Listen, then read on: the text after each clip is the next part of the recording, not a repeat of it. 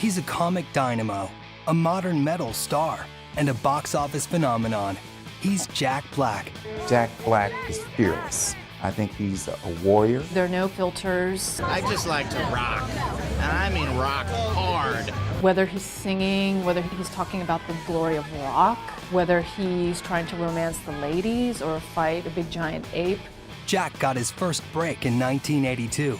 Just last night, I was lost in the jungle with Pitfall Harry. By the 90s, he was rocking out in Hollywood. That was something he didn't need a movie for. He didn't need a director to give him a part. Today, he's a movie star for the new millennium. Oh my God. He's awesome. He's awesome. He's hilarious. He's like pure commitment, go for this thing, and then explosion. That's Jack Black. Nothing to lose. Lead you to where you are today. I believe in storytelling. Gonna make you a star. I'm still trying to figure that out.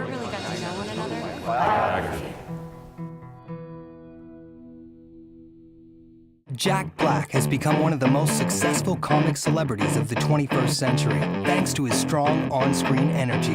Comedic intensity is the first thing that comes to mind. Not like intensity in the sense of a disgruntled postal worker that's going to explode and kill everybody.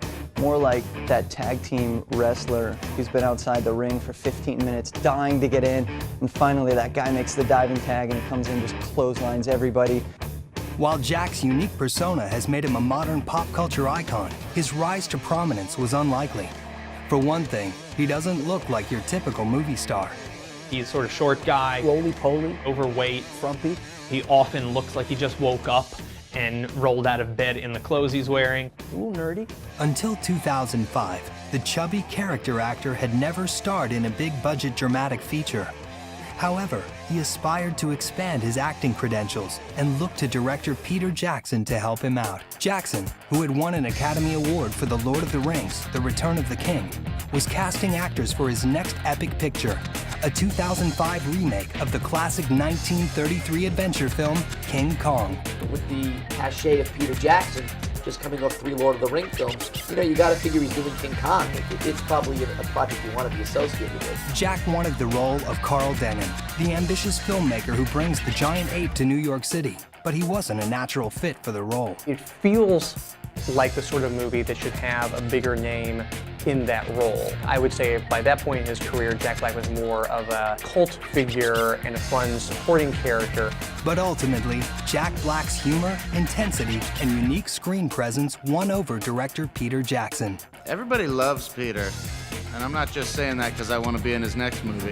It represented this opportunity to be in a big movie, really a big deal. I mean, this was the guy who did the Lord of the Rings trilogy. Once a brash comedian, identified by his pot-smoking persona, Jack Black was now on the verge of becoming a respected dramatic actor.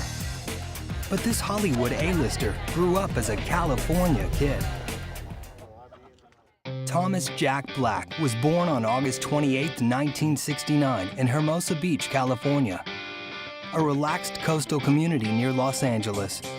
It's known for surfing, it's known for volleyball. It's sort of perfect place for Jack Black to have grown up because there's something about that community that doesn't necessarily take itself very seriously. His parents, Judith Cohen and Thomas Black, were both satellite engineers.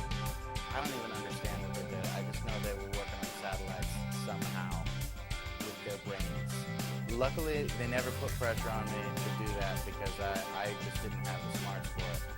All my brain powers are just rock. They're rocket science. I'm just rock science. They were highly educated, but free-spirited. They swung at one point, and they were in a nudist camp. So there were a lot of different things going on in Jack's life growing up. When he was in grade school in the 1970s, Jack has said that he and his parents spent time visiting a nudist camp. His parents led a different lifestyle than a lot of people, and he was obviously privy to this.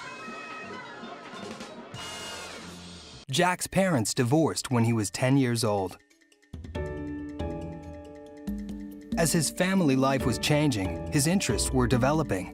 He reportedly first discovered his love of acting when he participated in an improv game after a Passover Seder. In 1982, at age 13, Jack Black made his television acting debut. He appeared in a commercial for the Atari video game Pitfall. Just last night, I was lost in the jungle with Pitfall Harry, surrounded by giant scorpions and man-eating crocodiles. Jack appears in it looking surprisingly a lot like he does now, except a little bit thinner and obviously quite younger. He's extremely passionate in talking about this video game. It's this really magical ability to connect with audiences and convince them that whatever this thing is that has him so excited will get you excited too. Pitfall Harry. Jack enjoyed acting during his early teenage years, but at the time, it wasn't his passion. He preferred joking around with his friends, which got in the way of his schoolwork, and he began acting up in class. I was not so good in math, or reading, or writing. He admittedly had not done well in school, and he was literally the class clown. You know, if I really applied myself, I did all right. I had a problem staying awake in the boring classes. It was around this time that he got into the heavy metal scene, started using drugs, and getting into fights. When he was 15 years old, his parents took him out of the local public school and sent him to the Poseidon School, a therapeutic Los Angeles day high school where he would spend 18 months. For him to go to Poseidon was wonderful because here's a lot of very difficult teenagers who are encouraged to use their individuality and their creativity. So he was able to grow in a way that made him feel confident. The experience also helped rekindle his passion for acting, which he would take to his next educational destination. At age 16, Jack's parents enrolled him in the Crossroads School, known for its artistic atmosphere and celebrity alumni. If you live in Los Angeles and you're in the Hollywood community and you have a child, then Crossroads is a big deal. Southern California is already really a hotbed of progressive learning, and Crossroads would have to be the mecca of progressive learning. I think Crossroads may have laid the foundation for what he would become in terms of making it okay for him to be different. Jack Black excelled at acting while attending Crossroads. He was in Joseph and the Amazing Technicolor Dreamcoat. You know, when you think of Jack Black, he's this funny, kind of flippant, witty, sarcastic guy in a lot of movies. And, you know, I'm thinking of him in Pippin. It's just like, wow.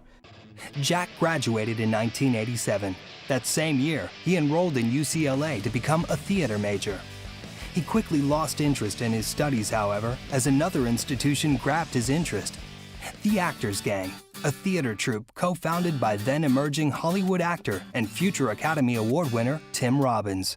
They did a lot of sketch comedy, they did the classics, they did a lot of original material. In 1989, after less than 2 years at UCLA, Jack was accepted into the Actors Gang and dropped out of college to pursue theater full-time.